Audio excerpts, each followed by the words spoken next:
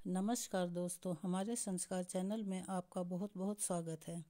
आज हम आपके लिए लेकर आए हैं कार्तिक मास में पढ़ी और सुनी जाने वाली कार्तिक पूर्णिमा की कहानी, जो कि हमारे हिंदू धर्म में बहुत ही पवित्र और पुण्यदायी मानी जाती है। तो चलिए शुरू करते हैं कहानी। कब है कार्तिक पूर्णिमा व्रत? 26 या 27 को। इस बार बन रहे बेहद शुभ संयोग जानिए शुभ मुहूर्त, पूजा विधि एवं पौराणिक कथा। कार्तिक पूर्णिमा व्रत की तारीख को लेकर दुविधा बनी हुई है। दरअसल पूर्णिमा तिथि का आरंभ 26 नवंबर से होगा। पूर्णिमा तिथि 26 नवंबर और 27 नवंबर दोनों दिन रहने वाली है। आइए जानते हैं पूर्णिमा तिथि का महत्व, शुभ मुहूर्त एवं पूजा विधि। कार्तिक माह की शुक्ल पक्ष की पूर्णिमा तिथि को कार्तिक पूर्णिमा मनाई जाती है। कार्तिक पूर्णिमा के दिन किसी पवित्र नदी में स्नान आदि करने से अक्षय पुण्य की प्राप्ति होती है। कार्तिक पूर्णिमा को त्रिपुरारी पूर्णिमा के नाम से भी जाना जाता है। कब रखा जाएगा कार्तिक पूर्णिमा का व्रत? कार्तिक पूर्णिमा तिथि का आरंभ 26 नवंबर की दोपहर 3:53 से होगा और इसका समापन 27 नवंबर दिन सोमवार दोपहर 2:45 पर होगा। शास्त्रों के अनुसार उदया तिथि 27 नवंबर में पूर्णिमा तिथि होने के कारण कार्तिक पूर्णिमा का व्रत 27 नवंबर को ही रखा जाएगा। कार्तिक पूर्णिमा पर स्नान एवं दान का शुभ मुहूर्त। 27 नवंबर को अमृत चौघड़िया सुबह 6:52 से 8:11 तक, शुभ चौघड़िया सुबह 9:30 से 10:49 तक। इन दो शुभ मुहूर्त में आप पूर्णिमा का स्नान और दान कर सकते हैं। कार्तिक पूर्णिमा पर दो शुभ संयोग भी बन रहे हैं।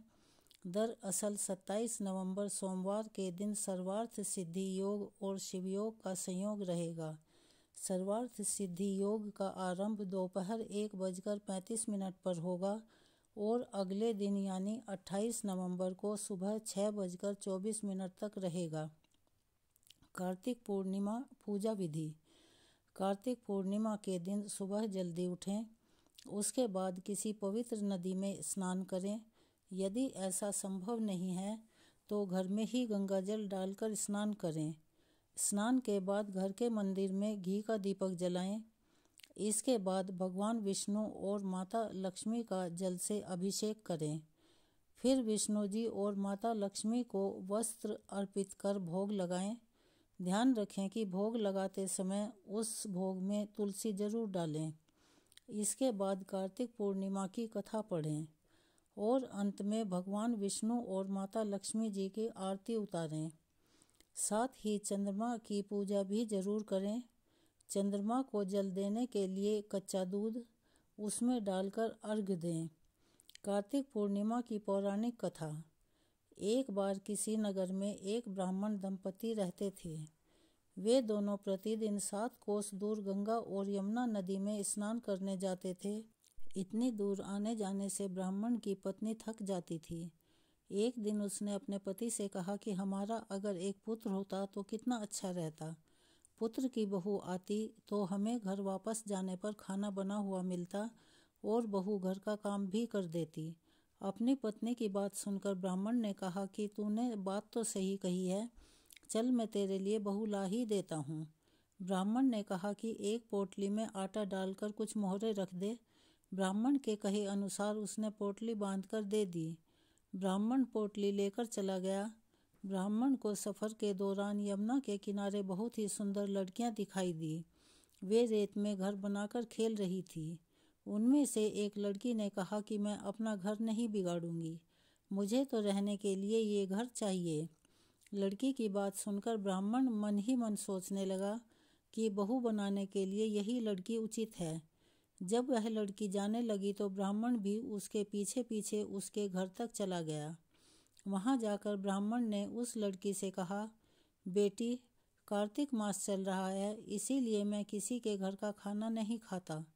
मैं अपने साथ आटा लेकर आया हूँ। तुम अपनी माता से पूछो कि क्या वह मेरे लिए आटा छानकर 4 रोटी बना देगी।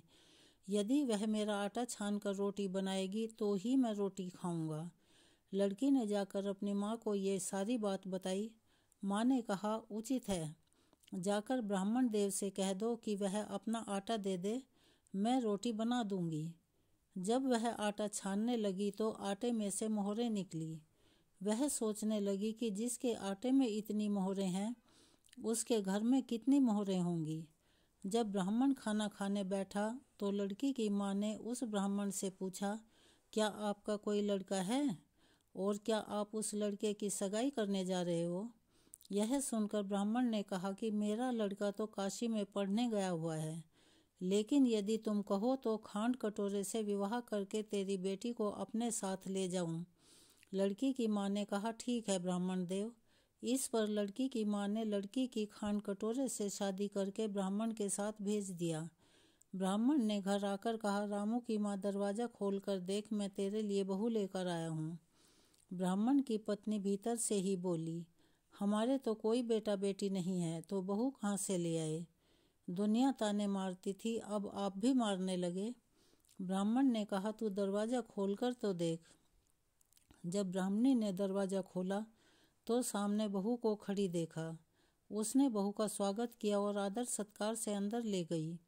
अब जब ब्राह्मण अपनी पत्नी के साथ नदी स्नान करने जाता तो पीछे से बहू घर का सारा काम करके और खाना बना कर रखती थी। वह उनके कपड़े धोती और रात को हाथ पैर भी दबाती थी।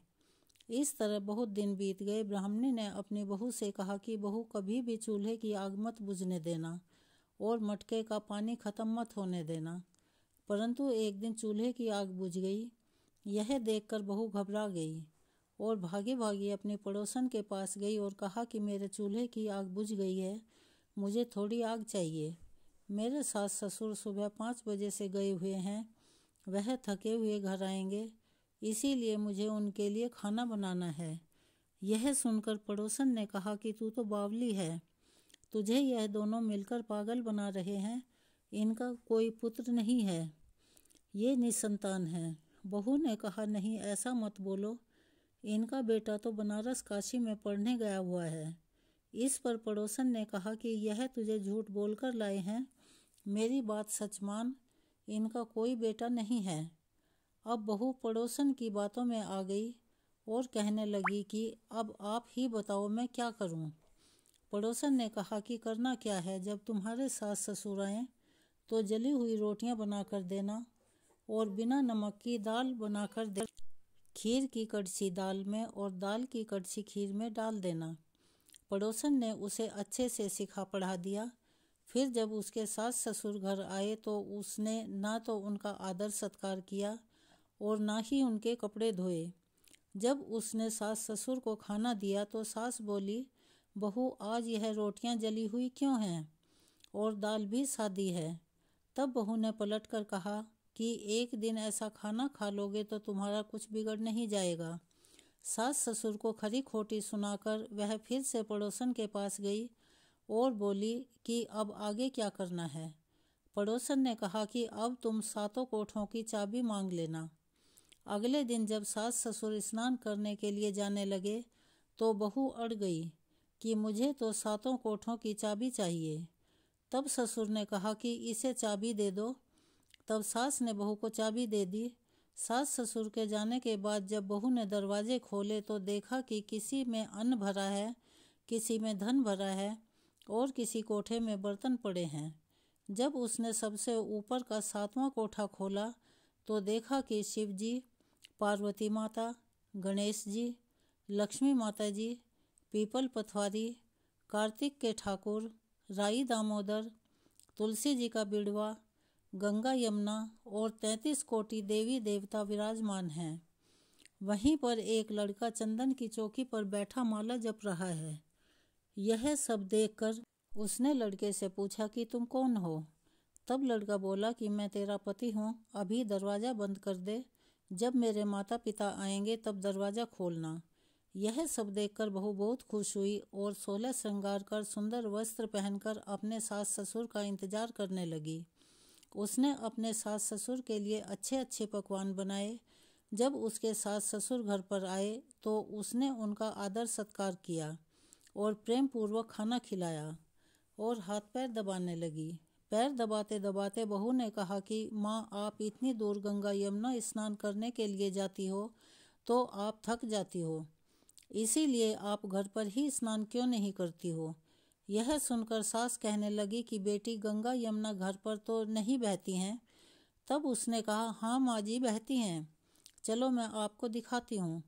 जब बहू ने 7वां कोठा खोलकर दिखाया तो उसमें शिव जी, पार्वती जी, गणेश जी, लक्ष्मी जी, पीपल पथवारी, कार्तिक के ठाकुर, राई दामोदर, तुलसी जी का बिड़वा, गंगा यमुना बह रही हैं और 33 कोटि देवी देवता विराजमान हैं।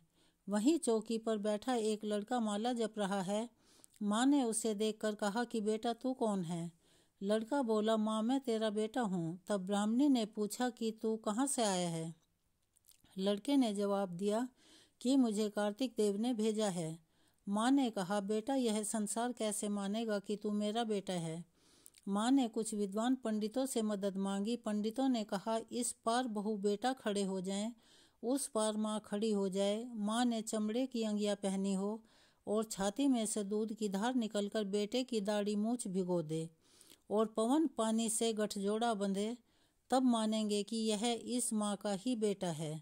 उसने ऐसा ही किया। चमड़े की अंगियाँ फट गई और छाती में से दूध की धार निकलकर बेटे की दाढ़ी मूछ भीग गई।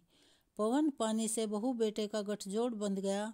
यह सब देखकर ब्राह्मण और उसकी पत्नी की खुशी का ठिकाना न रहा। तो यह थी कार्तिक मास की कथा। हे कार्तिक के ठाकुर जी, जैसे ब्राह्मण और ब्राह्मणी को बहू बेटा दिया, वैसे सबको देना। कार्तिक मास की कथा कहने और सुनने वाले सब पर कृपा करना। दोस्तों, आपको कार्तिक पूर्णिमा की जानकारी एवं कथा कैसी लगी? कृपया कमेंट करके ज़रूर बताएं। वीडियो पसंद आया हो तो लाइक करें और ऐसी ही और भी बहुत सारी कहानियों को सुनने के लिए चैनल को सब्सक्राइब ज़रूर करें।